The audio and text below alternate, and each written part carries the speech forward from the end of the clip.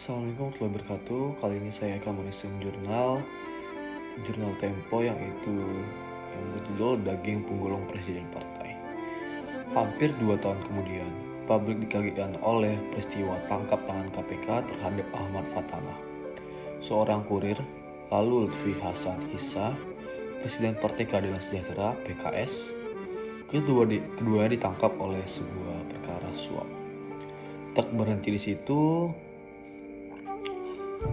Seusai investigasi sepi itu berlanjut adalah Yudi Setiawan yang mengungkap keterlibatannya petinggi PKS dalam sejumlah perkara suap dan pengusaha Surabaya yang ketika itu berada di penjara Teluk Dalam, Kalimantan Selatan. Tersebut menjadi pembocor yang mengungkap peran lebih luas dari Lutfi dan Fatanah. Lewat Yudi, Tempo mengangkat cerita perselingkuhan uang, kekuasaan dan korupsi partai dakwah. 3 laporan utama ditulis: suap sapi berjanggut dan hangus. Sejumlah petinggi PKS bergantung perkara suap daging kue impor. Keduanya terbit pada Februari 2013 serta selingkuh berbenah calon partai dakwah Mei 2013 yang terbit lewat perusahaan panjang dan terbit. Pertemuan itu berlangsung di kedai kopi Hotel Four Seasons Jakarta, Januari 2011. Seorang importer daging, sebut saja Ahmad Farhan, mengeluhkan soal tata niaga pengadaan daging di Kementerian Pertanian. Ia merasa diperlakukan tidak adil. Jatah impor ia ajukan hanya sebagai kecil dikabulkan, padahal ia memenuhi semua persyaratan yang diminta, di antaranya persediaan gudang, penyimpanan dan jalur distribusi. Oleh calo, saya diminta membayar untuk mendapat jatah impor lebih besar, itu katanya. Redaktor Eksekutif Tempo, Arif Zulkifli, kini pemimpin redaksi mencatat keluhan Farhan. Di kantor ia menyetorkan data kasar itu kepada Retno Suliswatil, redaktor pada Kompartemen Ekonomi. Azul, demikian Arif Basah disapa. Mencium ada cerita besar di balik keluhan Farhan. Keterlibatan Partai Keadilan Sejahtera, partai kadernya memimpin Kementerian Pertanian. Aturan kota impor sebetulnya bertujuan mulia, melindungi peternak sapi lokal, tapi aturan itu menerbitkan permainan jual beli impor. Berduet dengan Ago Wijaya, redaktor di Komparata yang sama. Retno mengolah informasi tersebut dari satu sumber ke sumber yang lain. Lahirlah laporan utama majalah Tempo 20 Maret 2011 yang berjudul Main Daging Pentolan PKS. Salah satu importer yang menjadi sumber Tempo adalah Mariana Ratna Dekusumawati Jati, pemilik PT Causa Prima, perusahaan importer daging yang kini direkrut utama PD Dharma Jaya, badan usaha di pemerintahan DKI.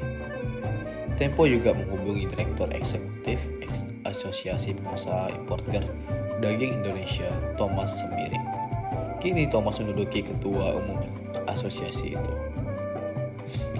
Dari Badan Ratna, duo Retno dan Agung bertemu dengan pejabat Kementerian Pertanian yang menunjukkan dokumen impor daging. Karena alasan keamanan, pejabat itu pun tak ingin identitasnya dibuka.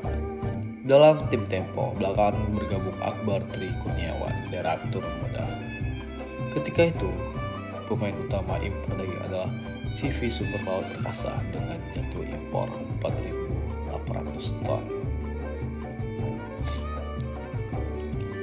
Jakarta Selatan, Basuki membantah kabar bahwa ia punya lobby khusus di Kementerian Pertanian. Cerita miring mengenai kasus-kasus yang melibatkan perusahaannya. Kata dia hanya bulan kompetitor yang iri hati. Basuki mengaku kenal dengan Rozak dan Suripto, tapi menolak kedekatannya. Itu dikaitkan dengan jatah impor daging untuk perusahaannya. Banyak yang kenal Pak Suripto di Kementerian Pertanian, ujar Basuki. Rozak dan Suripto menolak semua itu tentang permainan PKS di di Kementerian Pertanian. Saya tak kenal Basuki, kata Rozak. Suripto juga membantah hal ini. Semua itu hanya kampanye dan propaganda hitam, ucapnya saat itu.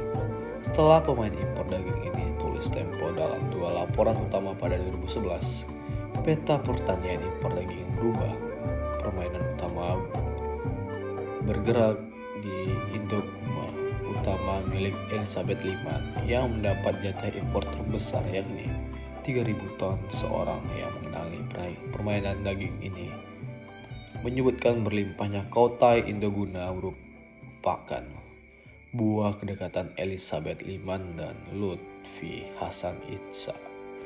Ketika itu Presiden Partai Keadilan Sejahtera, seorang pembisnis daging impor, mengarahkan Lutfi mulai cawe-cawe dalam urusan kota di Kementerian Pertanian.